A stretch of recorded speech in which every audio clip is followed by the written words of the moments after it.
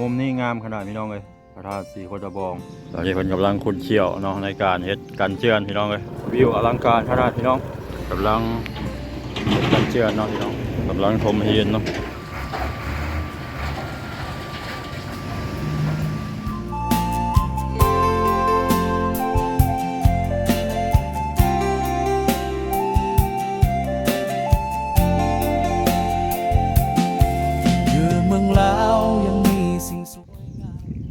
สบายดีพี่น้องหมดสู่คู่สุคนตอนนี้บาวซอนอยู่ที่วัดพระธาตุสีโคตรบองหรือว่าบริเวณเดินพระธาตุสีโคตรบองเมืองท่าแขกคลิปนี้กับสิพาพี่น้องเฮามาเลาะมาเที่ยวชมบรรยากาศแคมป์ของอยู่บริเวณพระธาตุสีโคตรบองหรือว่าพระธาตุเมืองเก่าพี่น้องบ่อนี้แมนเพิ่นเฮ็ดกันเจือนเพิ่นถมดินออกมาอีกน้อยยังสวยงามได้บรรยากาศยามเช้ามื้อนี้บ่อนี้คือบริเวณที่เพิ่นเฮ็ดกันเจือนหรือว่าถมดินออกมาพี่น้องเพิ่นถมดินออกมาเกือบโยกว้างพอสมควรเลยพี่น้อง6-70 เมตรมันบ่บ่อันนี้บ่แน่ใจว่าก้อนหยังนี่ก้อนหินหยังคือว่าใหญ่ครับ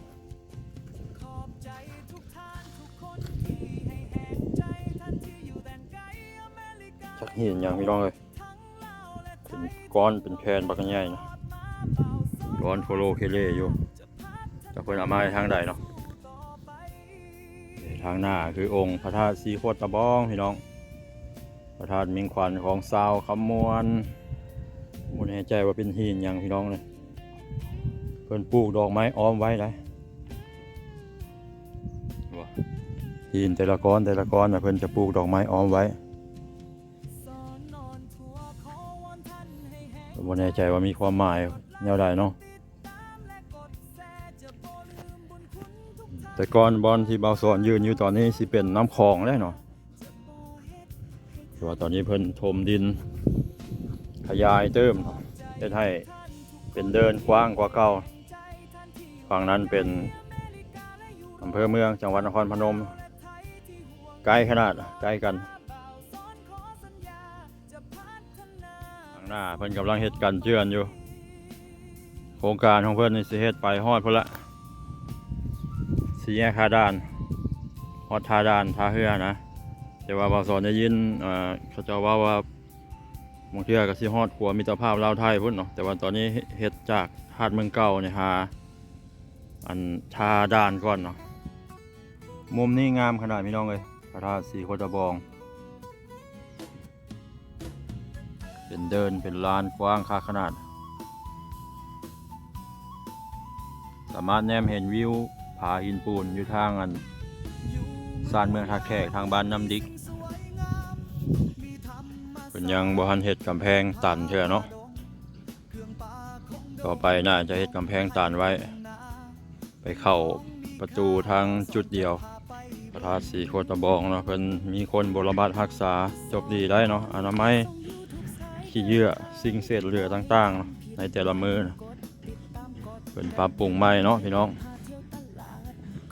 ทุกๆเดือน3 เพลงก็จะมีงานบุญนมัสการพระธาตุขึ้นอีกบ่โดนนะจักหน่อยนะพี่น้องเลยประมาณ4 เดือนเนาะที่เป็นร้านกาแฟพี่น้องร้านกาแฟแคมป์ของข้างพระธาตุสีโคตรตอนนี้เพิ่นกำลังขุดเชี่ยวเนาะในการเฮ็ดกันเจือนพี่น้องเลยโอ้เพิ่นถมออกมาอีกเลยข้างๆนี่ก็สุดยอดทางฝั่งไทยก็ถมออกมากว้างพอสมควรเนาะใกล้กันขนาดน้ำคลองบ่อนนี้เอิ้นใส่กันก็น่าจะได้ยินถ้ามายืนอยู่จุดนี้วิวโคตรงามเลยพี่น้องนะสามารถแนมเห็นภูเขาหินปูน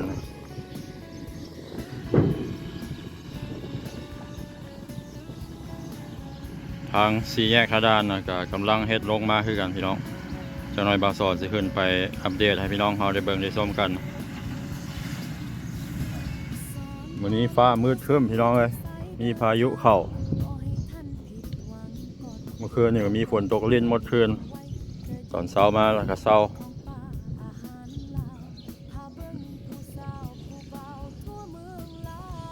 สง่างามขนาดพี่น้องพระธาตุสีโคตรบอง โอ้น่าจะเป็นหินพิเศษแต่พี่น้องเลยว่าซอนบ่มีข้อมูลเนาะเป็นหินที่เพิ่นค้นพบอยู่บนใดบนหนึ่งเลยนี่สังเกตเบิ่งนี่บ่แม่นหินที่คนเฮ็ดได้นี่เป็นหินแบบมันเกิดขึ้นจากธรรมชาติเองแต่ว่าเขาจะมาตัดเป็นแผ่นเป็นก้อนแบบนี้เนาะหลายก้อนได้เขาจะเอามาไว้อยู่ข้างพระวัดพระธาตุสีโคตรตะบองนี่พอบ่าวสอนสงสัยเลยเป็นหยังเขาเจ้าคือปลูกดอกไม้ใส่เนาะจะเป็นหินที่มีราคาพอสมควรอยู่นี่โอ้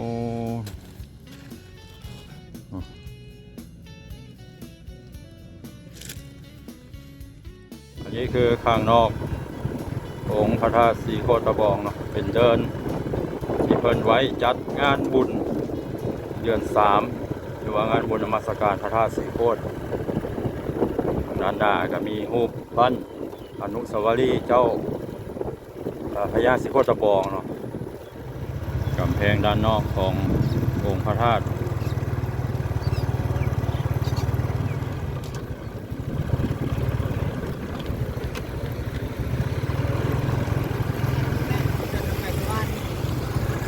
จุดนี้เฮ็ดมดพี่น้องเฮ็ดกันเชือนมดเนาะมันเอาดินมากองไว้แล้วเป็นทางเรียบแคมป์ของไปทางบ้านจอมแจ้งบ้านเกาเลี้ยวกันละออกสู่บ้านเราโพไซ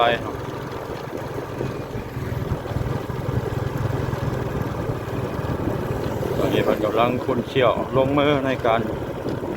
ก่อสร้างเนาะพี่น้องอุปกรณ์รถรางพาหนะก็เต็ม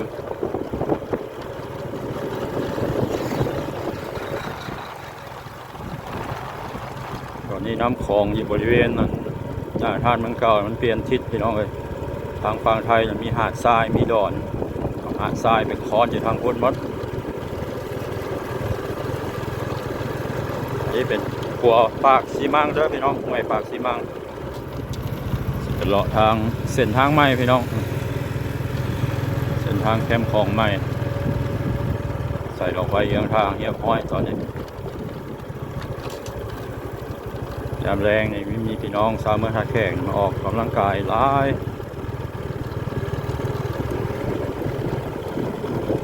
ส่วนนี้เพิ่นสิเฮ็ดหมดออกกันเจือนพี่น้องทางเครื่องก็กำลังเฮ็ดมาจากทาดานทาเรือทางอัดมันเก่าก็เฮ็ดเพิ่นไปเนาะ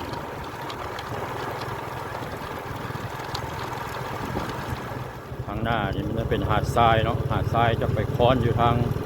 ฝั่งนครพนมหมดเฮ็ดให้ดินทางพ้นสูงขึ้นวิวอลังการขนาดพี่น้องภูเขาหินปูนทางเมืองท่าแขกทางบ้านน้ำจิกทางวัดน้ำพละ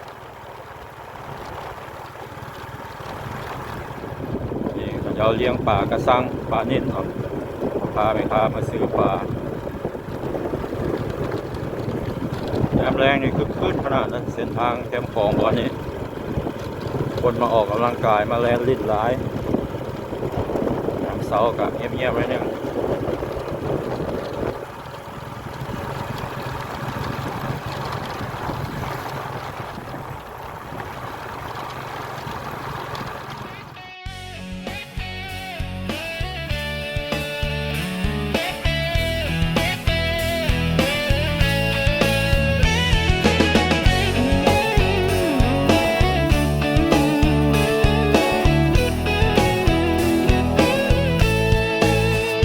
เดินไปละตามใจไปได้ทุกที่เที่ยวธรรมศาสตร์ภูผาป่าดงทงไห้ทงนาเที่ยวซอนนับบทไปกับสอนอ่อนทัวบ่าวสอนขอวอนให้กำลังใจสวยกดไลค์กดติดตามกดกระดิ่งขอสัญญาจะหาคลิปดีในชีวิตนี้ขออยู่เคียงข้างACเมืองลาวยังมีสิ่งดีๆไปได้ทุกที่ขอเพียงท่านต้องการจะเหนือเลือใต้พร้อมเดินไปทุกเส้นทาง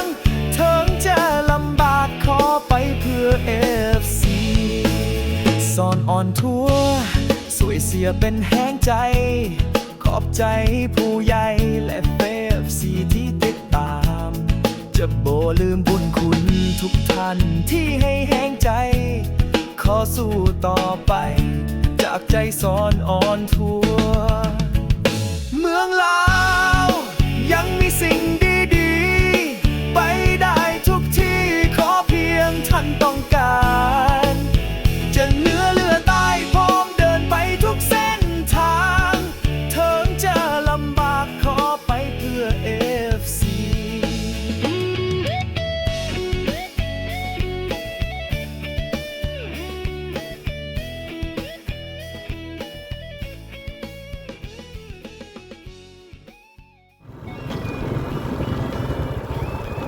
บริเวณนี้เป็นบริเวณภูเขาเนาะข้างหน้ามันกำลังสร้างโรงแรมแล้วก็กำลังเฮ็ดการเชื่อมอยู่เนาะพี่น้องเพื่อเพิ่นบ่ให้เข้าไปตัดเสือกไว้ตัดทางไว้เนาะเพิ่นบ่ให้เข้าบอนก่อสร้างพี่น้องกำลังเฮ็ดการเชื่อมตอนนี้นี่เป็นโรงแรมสร้างใหม่เนาะ7-8 ชั้นกำลังกันเชื่อเนาะพี่น้องปรับปรุง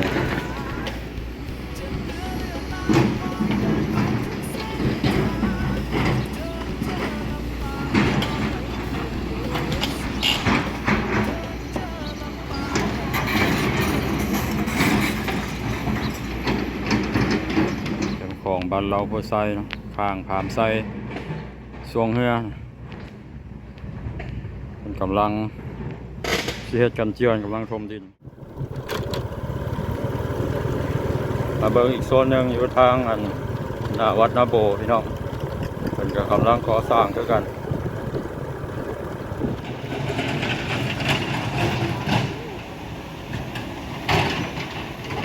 กำลังทมหินเนาะเอาหินพามาทมโอ้เพิ่นทมออกไปกว้างพอสมควร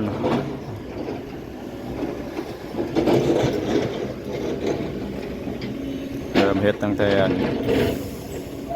ทาดานลงมาตอนนี้ฮอดบริเวณหน้าวัดนาโบใกล้สิฮอดโรงแรมแม่คลอง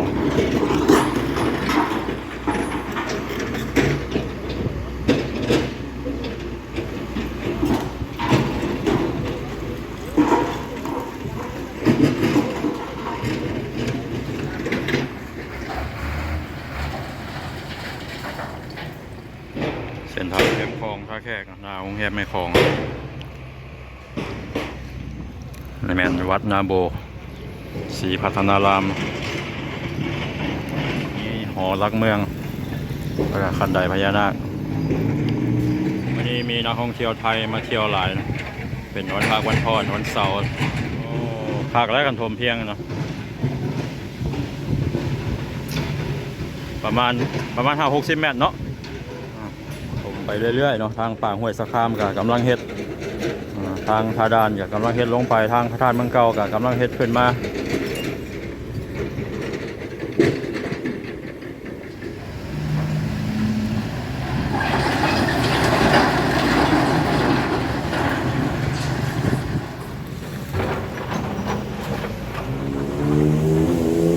บันไดพญานาคเมืองท่าแขกเนาะ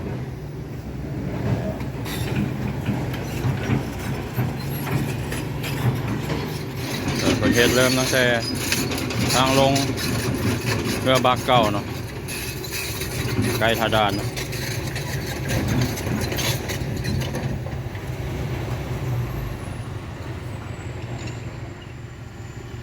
ถือว่าเป็นโครงการใหญ่พี่น้องเลย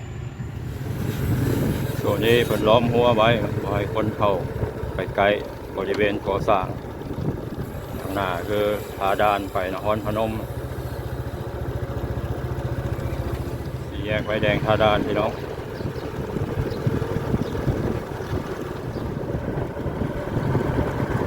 เป็นทางใจกลางเมืองท่าแขกยามเช้าพี่น้อง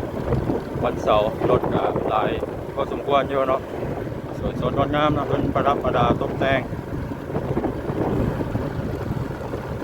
พี่น้องหมอได้มาสอนขอเป็นคลิปนี้ไว้ซ้ำนี้ก่อนเด้อรอคลิปหน้าพบกันใหม่ขอขอบใจทุกท่านที่เข้ามาติดตามรับชมสำหรับคลิปนี้สบายดี